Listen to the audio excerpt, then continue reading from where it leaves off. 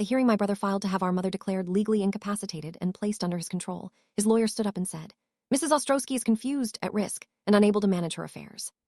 Her son is asking this court to protect her from herself and, frankly, from a daughter who has encouraged her decline." My brother wore a good suit and a sad expression. My mother sat in a wheelchair she did not need, in a cardigan that wasn't hers, having been in a locked memory care unit for 71 days. And my lawyer stood up and said, "Your Honor, we'd like to call Dr. Miriam Vance, who has been Mrs.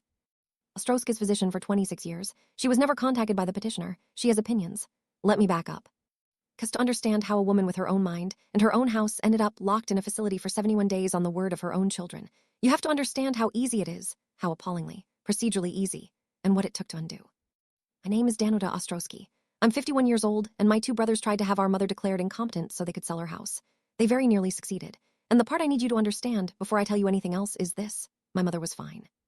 Let me tell you about her. Helena Ostrowski was 83. She'd come here from Poland at 24 with a suitcase and a cousin's address. She cleaned offices for 11 years, then run a bakery for 31. She buried a husband and raised 3 children and paid off a house in Hamtramck by herself. And at 83, she lived in that house alone. And she was, I want to be precise, because precision is the whole fight, an ordinary 83-year-old. Which means she had a bad hip. She forgot names sometimes. She'd stopped driving at night. She left the stove on once in 2019 and told the story on herself for years. She was slower than she was at 60, and sharper than most people are at 40, and she did the asterisk-free press crossword and pen every morning and balanced her own checkbook and knew exactly what she had. What she had was the house, free and clear since 2004. Hamtramck had changed, and the house that was worth $40,000 when my father died was worth somewhere north of $300,000 by 2022. $300,000, sitting in a house with an 83-year-old woman living in it who intended to die in it. My mother said that constantly, cheerfully to anyone who'd listen. "They'll carry me out of here."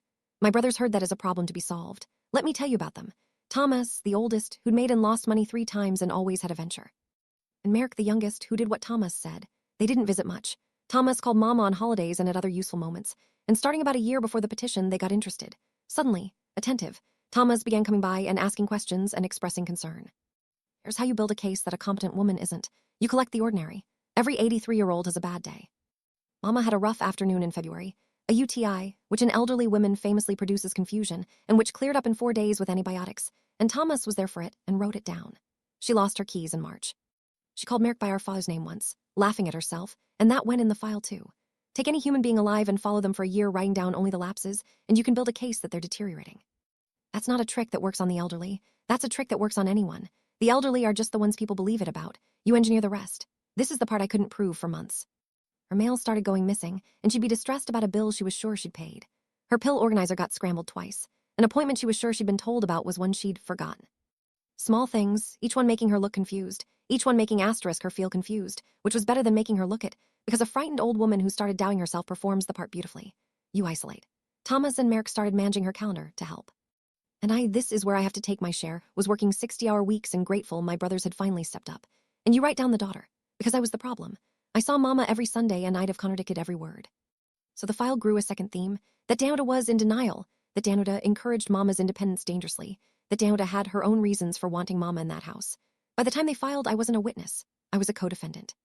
Let me tell you how it started, because it started with a phone call at 6:40 on a Wednesday morning. "Merrick, Danka, don't be upset. Mom had an episode last night and we took her to the hospital and the doctor's saying she can't go home." I said, "What episode?" He said she was confused, she was agitated, she didn't know where she was. I said I saw her Sunday and she was doing the crossword and beat me at gin. And Merrick said, in a voice I'd never heard from him, a voice with a script behind it, "You don't see it, Danka, you've never seen it." By the time I got to the hospital, they had a psych consult. Doctor who had known my mother for 90 minutes, in an ER at 3 a.m., with an old woman who'd been woken out of a dead sleep and driven to a strange room by 2 sons who kept telling her she was confused. She'd been agitated. Of course she'd been agitated, and Thomas had ready in a folder a year of documented decline. That's how fast it happens. That's the thing nobody tells you. A competent woman went to bed in her own house on a Tuesday. By Wednesday afternoon, there was a petition for emergency temporary guardianship. And by Friday, there was an order. And by the following Wednesday, my mother was in a locked memory care unit in Warren, 26 miles from her house, wearing a cardigan somebody else had bought. Let me tell you about the 71 days, because this is the part I still don't sleep well about. The emergency order was temporary. That word does a lot of work. Temporary meant until a full hearing, which was scheduled 10 weeks out because the docket was the docket. 10 weeks. My mother was 83. I want to describe what a locked facility does to a person who does not belong in one, because I think people imagine it as a safe waiting room, and it is not.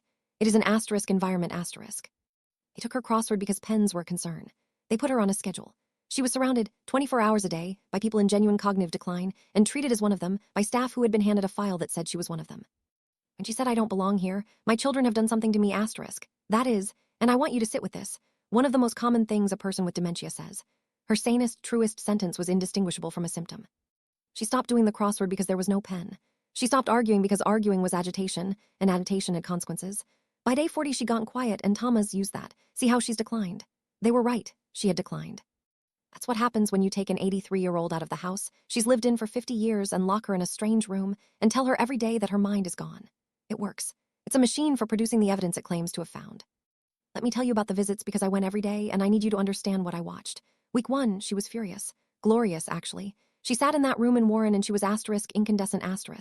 "Danka, listen to me. Thomas has done this. He wants the house. You will get me a lawyer and I will." And she was so completely herself, so sharp and so angry that I remember thinking, this will be over in a week. Nobody could spend 10 minutes with this woman and think she was incapacitated. Nobody spent 10 minutes with her. That was the thing I hadn't understood yet. Week 3, she started to explain herself to me. That's the first change. She'd say, "I know what day it is. It's Thursday. I know it's Thursday because they do the fish on Thursday." And I'd say, "Mama, I know, of course you know." And she'd say, "No, but I want you to know that I know." She'd started building a case for her own sanity in her own daughter's presence because everyone else in that building had already decided. Week 5, I brought her a pen. Just a pen from my purse and a folded crossword from the free press. And she cried, my mother who did not cry, who buried a husband without crying in front of us. And then she did the crossword in about 19 minutes, and then an aide came and took the pen kindly, because pens were concern on that unit, and my mother watched it go and said, in a voice I'd never heard, "Yes, all right. That's all, yes, all right." That's the sound of a person deciding to stop fighting. Week 5. Week 7, I brought Thomas's file. I'd finally gotten a copy of what they'd filed, and I made a mistake I still regret. I read her some of it. I wanted her to see what they'd claimed so she could refute it. And she listened to a year of her own ordinary life read back to her as a list of symptoms, the keys, the name, February, and when I finished she was quiet for a long moment and then she said, "Danka, some of that is true." And I said, "Mama, of course some of it's true. Everybody loses their keys." And she said, "But how do I know? How do I know which ones are the normal ones?" That's the moment. That's the exact moment they got her. Because she'd been in that building for 49 days being treated as demented by professionals, and now here was a * document, a list evidence. My mother, a woman who scored 28 out of 30 in November, sat on a bed in Warren and genuinely could not tell any more whether the ordinary forgettings of an 83-year-old were ordinary. They'd made her lose the ruler, not her mind. The ruler, the thing you measure your mind against. By day 60, she'd gotten quiet, and quiet is what the file wanted. Thomas visited twice in 71 days, both times with his lawyer's timing, and both times he came out shaking his head sadly and saying, "See how she's declined." She had declined. He built the machine that declined her, and then he pointed at the output and called it proof. Let me tell you about the midpoint, because this is where I lost. I fought the emergency order. I got a lawyer within 96 hours. And we went in front of a judge and we lost, badly, and I need to explain why, because I think it's the most useful thing in this story. We lost because I had nothing but my word. I was the daughter who said she's fine. And on the other side was an ER psych note, a hospital record of an agitated, confused patient, a year of documented incidents, and 2 sons who were very sorry, very reasonable, and very sad about their sister's denial. The judge wasn't corrupt or stupid. The judge had 20 minutes in a file. And the file said an old woman was at risk and her daughter was in denial. And the safe thing, the cautious thing, the thing no judge gets in trouble for is to protect the old woman. Temporarily. Pending a full hearing. That's the trap. In the emergency posture, caution and the petitioner's story are the same thing. Doing nothing looks reckless. Locking her up looks careful. My brothers didn't have to win a case. It just had to make doing nothing look dangerous for one afternoon. And then the machine had her, and I had 10 weeks to get her back. I sat in my car in the parking structure, and I understood that being right was worth nothing at all. I had the truth and no record *, and the truth without a record is just a woman being difficult. So I stopped being a daughter who knew things and became a woman who collected them. Let me tell you about Dr. Miriam Vance, who's the reason my mother died in her own bed. Mama had the same GP for 26 years, a Wayne state-trained internist in Hamtramck who'd seen my mother roughly 3 times a year since 1996. 26 years of records. Cognitive screenings, the routine ones they do at annual visits, going back a decade. Notes, a physician who had watched Helena Ostrowski age in real time and documented it. Thomas had never contacted her, not once. He built his entire case on a 90-minute ER consult by a stranger and his own year of curated notes, and he had never called the doctor who'd known her for 26 years because, and this is the whole thing, he knew what she'd say. I called her. And Dr. Vance listened to about 90 seconds of it and said, "Where is she right now?" I said, "Warren, locked unit, day 34, and Dr. Vance said a word I won't repeat, and then she said, "Helena Ostrowski was in this office in November and scored a 28 out of 30. She corrected me about my own filing system. Get me the paperwork. I'll clear my afternoon." Here's what she did, and it's the thing that broke the case. She did the comparison *. Not one snapshot, the trajectory, because a single cognitive screening on a bad day proves nothing.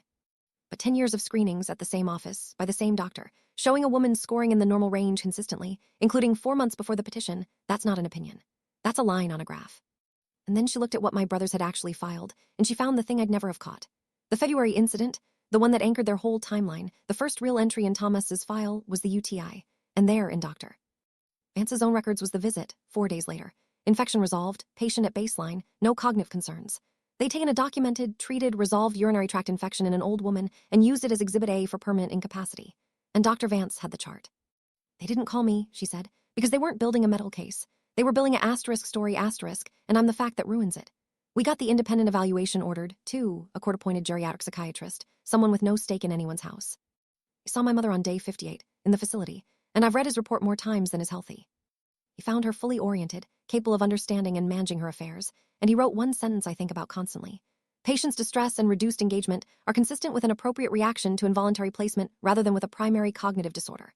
Which, translated, means she's not declining. She's in a cage, and she's an 83-year-old woman who understands that perfectly. Let me tell you about the hearing. Day 71. My mother in a wheelchair she didn't need. They wheeled everyone. It was policy, in a cardigan somebody else picked. Thomas's lawyer went first, confused, at risk, unable to manage her affairs, a son asking the court to protect her, and a daughter who'd encouraged her decline. And then my lawyer stood up and said, "Your Honor, we'd like to call Dr. Miriam Vance, who has been Mrs. Ostrowski's physician for 26 years. She was never contacted by the petitioner. She has opinions." Dr. Vance was 61 years old and had been dealing with insurance companies for 3 decades and was, I promise you, not nervous. She walked the court through 10 years of screenings. She put the trajectory up. Normal, normal, normal, normal, including November, 4 months before her sons decided she'd lost her mind. And then she got to February.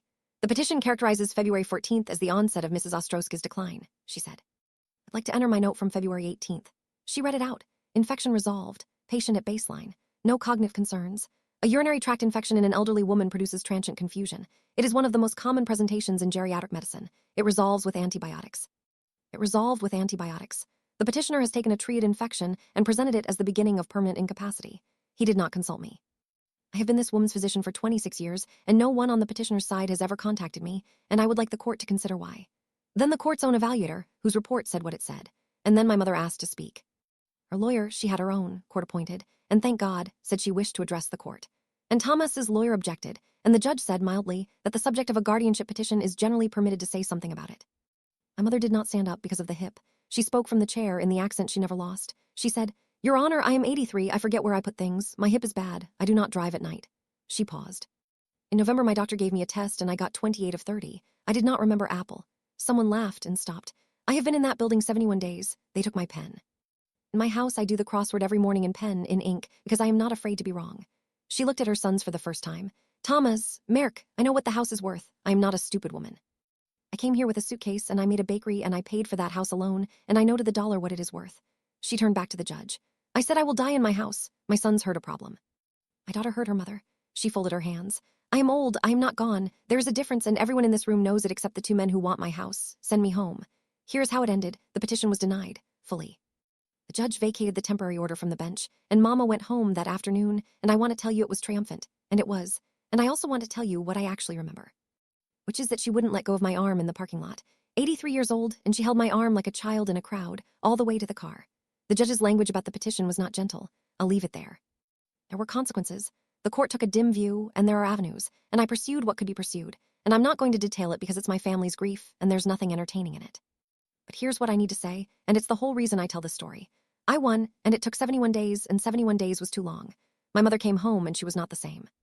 Not because her mind was gone. The evaluator was right. She was fine. She did the crossword the first morning back in pen. Something else. She got asterisk, careful asterisk. She'd been 83 and unafraid, a woman who'd crossed an ocean alone at 24, and she came home 83 and asterisk, watchful asterisk. She started asking me, in a way she never had, whether she'd remembered things correctly. She'd catch herself forgetting a word, an ordinary word, the kind everybody loses, and I'd see the flash of fear. Let me give you the one that guts me. About 4 months after she came home, we were in her kitchen and she couldn't think of the word for colander. Just gone, the way words go, the way it happens to me at 51 and to you at 30. She stood there with her hand out and said, the thing, for the, and then she stopped. And she turned and looked at me and her face was frightened and she said, Danka, write that down. I said, Mama, what? She said, write it down. That I forgot. Write it down so we know when it starts, so somebody has it written down who is on my side. My mother wanted a file, because she had learned at 83 and 71 days. that the ordinary contents of a human mind can be collected by someone who loves you and used to take your life, and that the only defense is to have your own collection kept by someone who won't do that to you. I told her I wasn't going to write it down. I told her she'd forgotten the word for calendar, and so had I twice that week. And she said, "But you're 51. And I said, "So what?" She never asked again, but she watched herself after that forever. And I'd catch her sometimes at the crossword, and she'd have got one wrong, and she'd sit very still for a second checking, the way you check a sound in the house at night. That's what they took. Not her house, she kept the house. Not her mind, she had that until about a week before the end. They took her ****, the thing an 83-year-old woman has earned, which is to be old in peace, to forget a word and laugh about it, to leave the stove on once and tell the story for 4 years. It made her afraid of the ordinary weather of her own head, and she was afraid of it for the rest of her life, and the court had no remedy for that. There's no line on a judgment for restore what she was like before ***. It taught her to be afraid of her own mind. 71 days was enough, and she never fully unlearned it, and she died 3 years later in her own bed in Hamtramck, as she'd always said she would. And I got 3 good years, and I am grateful for every one of them, and I will go to my own grave believing my brother stole something from her that the court could not give back. Thomas has never acknowledged any of it. His account, which I hear secondhand, is that he was trying to protect his mother, and his sister ruined the family over it. Eric came to me about a year later, at a wake, and cried, and said he'd known by about week 3 and hadn't known how to stop it. I told him the truth, that knowing and not stopping it is the whole crime, that week 3 was 50 days of his mother's life, and that he could have made a phone call. He asked if I'd forgive him. I said I'd think about it. I have thought about it. I'm still thinking about it. Dr. Miriam Vance came to my mother's funeral 3 years later and stood at the back. 26 years, and nobody had called her. I think about that constantly, how the entire case rested on my brother's asterisk, not asterisk asking the one person who actually knew. That's how these things work. They're not built on lies, exactly. They're built on carefully not asking. I took a triad infection, and a lost set of keys, and an 83-year-old woman's ordinary Tuesday, and built a case that she was gone. And it nearly worked, because in the emergency posture, locking her up looked like caution, and leaving her home looked like recklessness, and my brothers didn't need to prove she was incompetent. It just needed to make doing nothing look dangerous for one afternoon in front of a judge with 20 minutes and a file. I had the truth. I had nothing else. The truth without a record is just a woman being difficult, and I learned that in a parking structure on the worst day of my life. So I got the record. Years of an old country doctor's screenings, and one note from February 18th that said infection resolved, patient at baseline. A sentence typed by a woman in Hamtramck who had no idea she was writing the thing that would eventually unlock a door in Warren. My mother's mind was never the thing on trial. It was fine. It was always fine. What was on trial was whether anyone would bother to go and look. She said it herself, from a wheelchair she didn't need, in a cardigan that wasn't hers on day 71. I'm old. I'm not gone. There is a difference. Everyone in that room knew it. It just took a 26-year-old chart to make it admissible.